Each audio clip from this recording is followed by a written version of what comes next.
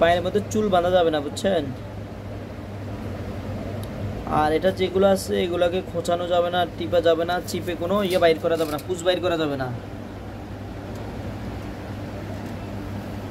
আমি ওষুধ দিচ্ছি, ইনশাল্লাহ 1-2 দিনে ফুলে কমে যাবে, মোটামুটি শুকিয়ে আসবে। আর রাত্রে শুইলে পায়ের নিচে বালিশ দিয়ে ফাটা একটু কী করবেন, উঁচু করে পা উঁচু করে রাখতে হবে, মানে একটা বালিশ পরিমাণ।